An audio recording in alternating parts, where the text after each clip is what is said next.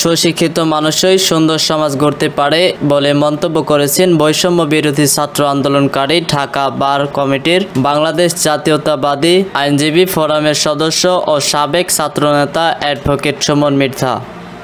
সোমবার দুপুরে জয়পাড়া বিশ্ববিদ্যালয় কলেজে শিক্ষক ও ছাত্রছাত্রীদের সাথে মতবিনিময় সভায় তিনি এসব কথা বলেন।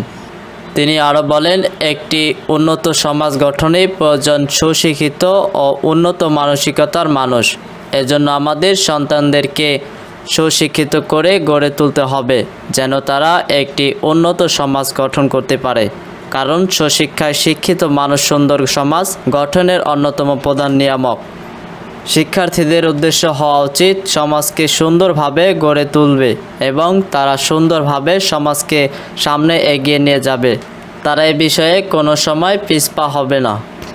এ সময় উপস্থিত ছিলেন জয়পাড়া কলেজের অধ্যক্ষ সিদ্দিকুর রহমান, দোহার পৌরসভার জাসাস সাধারণ সম্পাদক জুয়েল খান, উপজেলা ছাত্র দলের সাবেক সহসভাপতি মোহাম্মদ মানিক শেখ সহ কলেজের অন্যান্য শিক্ষকবৃন্দ। এলাকায় মেম্বার মেট্রিক পাসের ইস্যু করতে পারবে না, কোনো চেয়ারম্যান ইন্টারমিডিয়েট পাসের নিচে নমিনেশন দিতে পারবে না, কোনো মেয়র এমপি অনার্স ছাড়া পারবে না। স্যার এই গ্র্যাজুয়েশন যদি পাস হয়ে যায় স্যার, এই চাঁদাবাদী সন্ত্রাসী লোকগুলি অটোমেটিক আমাদের সমাজ থেকে সরে যাবে এবং শিক্ষিতরা রাজনীতিতে এগিয়ে আসবে। স্যার আমরা ইনশাল্লাহ এই ছাত্রদের মাধ্যমেই এই প্রতিটি দিকে আমরা শিক্ষিত লোককে আনবো, যাতে কোনো চাঁদাবাদী সন্ত্রাসী লোক না আসতে পারে।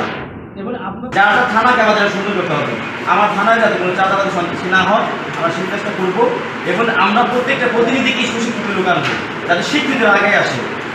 দোয়া রাখবেন স্যার, আছি আপনাদের সাথে এবং আমার নাম্বার সকলে রাখবেন। যদি কোনো জায়গায় অনিয়ম দুর্নীতি কিছু দেখতে পান আমাকে আপনার সাবেক ছাত্র হিসেবে স্মরণ করবেন, আমি চেষ্টা করবো ওটা সমাধান করা। দুঃখিত, ধন্যবাদ।